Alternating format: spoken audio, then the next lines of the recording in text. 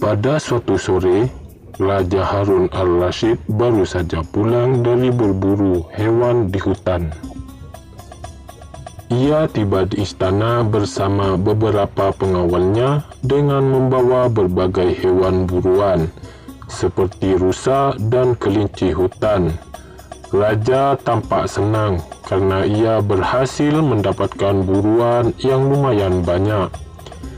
Berburu memang sudah lama menjadi kesenangan raja. Ia rutin berburu di hutan seminggu sekali dengan ditemani oleh para pengawalnya. Baru saja turun dari kuda, raja dihampiri oleh salah satu pejabat kerajaan bernama Abu Jahil. Ia bermaksud menyampaikan idenya langsung kepada raja. "Wahai baginda, mohon maaf jika saya mengganggu kegiatan baginda. Saya hanya ingin memberi usul. Bagaimana kalau kerajaan membuat acara kompetisi berburu antara aku dan Abu Nawas? Nanti acara ini bisa ditonton oleh masyarakat. Saya yakin kompetisi berburu itu pasti akan sangat menghibur," ucap Abu Jahil, menjelaskan dengan penuh semangat. Raja yang sedang lelah selepas berburu sebenarnya agak terganggu dengan kehadiran Abu Jahil. Namun, ia sungguh tertarik dengan ide yang disampaikan oleh pejabat tersebut. Ia membayangkan betapa asyiknya menonton kompetisi berburu antara seorang pejabat negara dengan Abu Nawas yang dikenal cerdik dan panjang akal. "Jelaskan lebih jauh tentang idemu itu, hai Abu Jahil," seru raja. "Begini yang mulia, lomba dimulai pada pagi hari. Pihak yang berkompetisi berangkat ke hutan untuk berburu hewan apapun. Batas berakhirnya lomba adalah sore hari. Saat itu, peserta berkumpul di alun-alun istana untuk menghitung jumlah hewan buruan yang disaksikan oleh masyarakat luas. Siapa yang berhasil membawa hewan yang paling banyak, maka dialah yang menjadi pemenangnya, berhak menerima sepundi uang emas.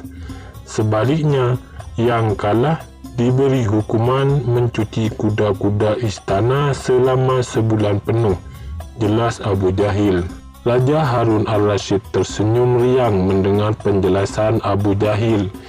Ia menerka acara itu pasti bisa menghibur dirinya dan masyarakat. Karena itu, ia segera mengutus salah satu pengawalnya untuk memanggil Abu Nawas. Mengetahui raja telah setuju, Abu Jahil senang bukan kepalang. Akhirnya rencanaku mulai berjalan lancar. Abu Nawas pasti bisa aku permalukan di depan raja dan masyarakat banyak. Hahaha, batin Abu Jahil. Wah, ternyata dia hendak bermaksud jahat, yakni menjatuhkan nama baik Abu Nawas. Niat buruknya itu muncul karena Abu Jahil iri kepada Abu Nawas yang pandai dan sering mendapatkan hadiah dari raja. Abu Nawas bingung karena mendadak dipanggil oleh raja tanpa dijelaskan alasannya terlebih dahulu. Namun, ia tetap memenuhi panggilan itu sebagai bentuk ketaatannya terhadap pemimpin. Sesampainya di istana, ia langsung menemui raja yang ternyata sedang ditemani oleh Abu Jahil. Raja menjelaskan panjang lebar perihal sayembara berburu serta peraturan yang sudah ditentukan sebelumnya. "Bagaimana Abu Nawas? Apa kau paham? Aku memintamu untuk mengikuti sayembara ini.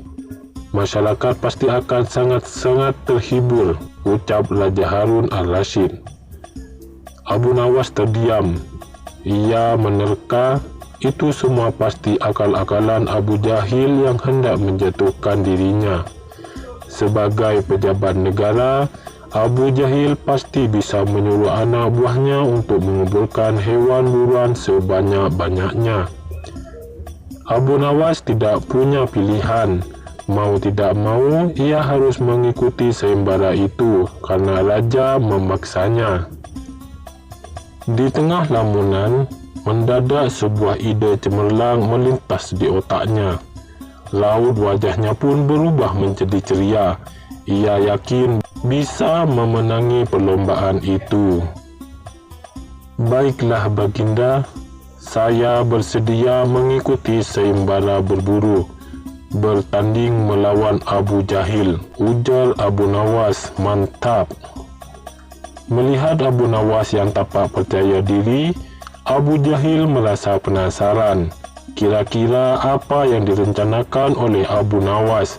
Namun Abu Jahil tetap yakin bisa mengalahkan Abu Nawas sebab sebagai pejabat negara ia memiliki kekuasaan dan anak buah yang banyak. Akhirnya tibalah hari pelaksanaan sayembara. Pagi itu masyarakat berkumpul dengan antusias di alun-alun istana. Di sana juga sudah ada Abu Nawas dan Abu Jahil dengan kuda mereka masing-masing. Suara para penonton riuh rendah mendukung kedua peserta itu. Hai Abu Nawas dan Abu Jahil, setelah trompet dibunyikan, maka sayembara berburu telah dimulai. Bawalah hewan sebanyak-banyaknya dan jadilah pemenang. Pukul 4 sore, kalian harus sudah tiba di sini untuk menghitung hasilnya, seru raja memberi pesan kepada kedua peserta. Abu Jahil langsung memacu kudanya dan melesat ke hutan sesaat setelah trompet dibunyikan. Sebaliknya, Abu Nawas malah menaiki kudanya dengan santai sehingga memancing sorakan dan tawa para penonton. Setelah kedua peserta tidak terlihat lagi, masyarakat pulang dan akan kembali lagi pukul 4 sore. Waktu yang ditentukan tiba. Para penonton sudah berkerumun di alun-alun istana, menanti kedatangan kedua peserta lomba. Tidak lama kemudian, terlihat Abu Jahil yang keluar dari hutan. Di sisi kanan dan kiri kudanya, tampak hewan buruan yang mati terpana.